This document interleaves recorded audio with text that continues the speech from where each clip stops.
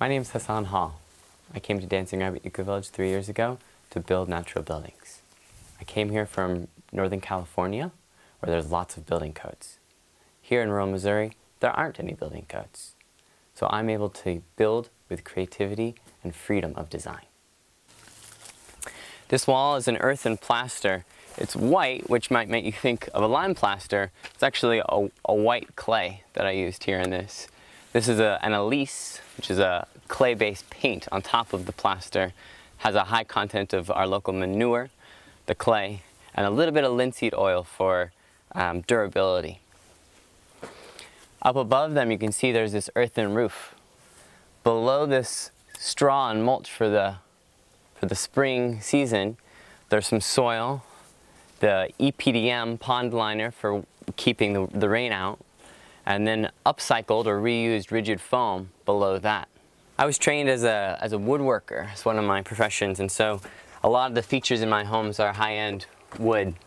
So this is a handmade door that I made. This is local walnut and oak with some hardware that a local blacksmith made for us. So as you come on in, you can take a peek up at these 18 poles. These are oak rafters that I harvested here on the property. They're resting on each other as a self-supporting reciprocal roof design.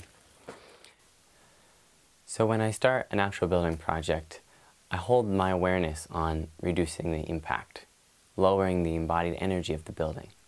So I can do that by upcycling, taking materials that are otherwise a waste stream and reincorporating them into the building.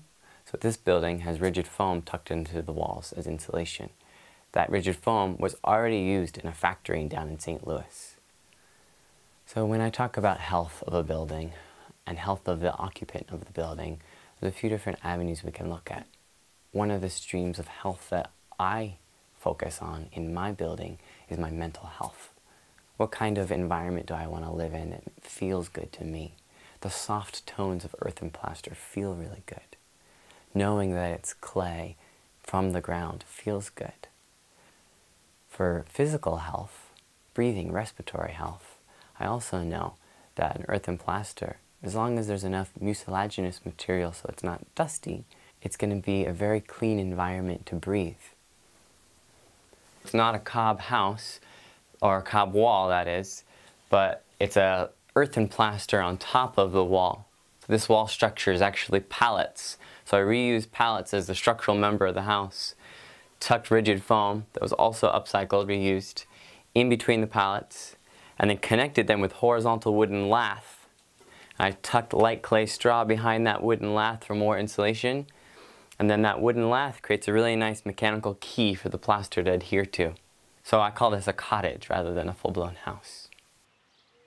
So in this building, I focused more on the local material side and less of the reclaimed side.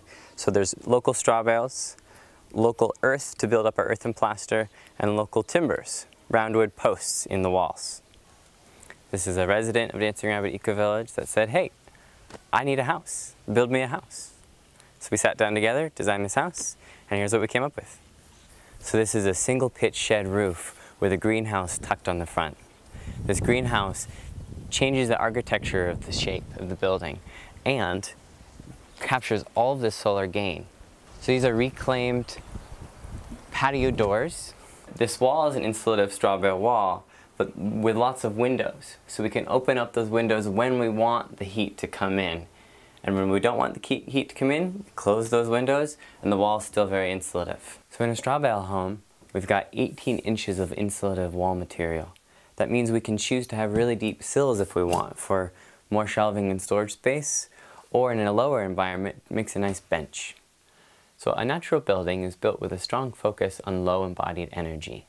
So a straw bale wall usually is straw that has come from a very few miles away, very close to the property.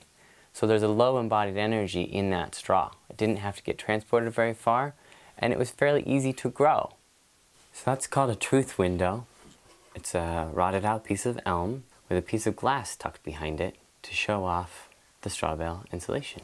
The footprint of this building is 268 square feet. But with the addition of 130 square feet in the loft and about another 140 in the greenhouse, there's plenty of space. I have a desire to build homes that develop connection with people and at home.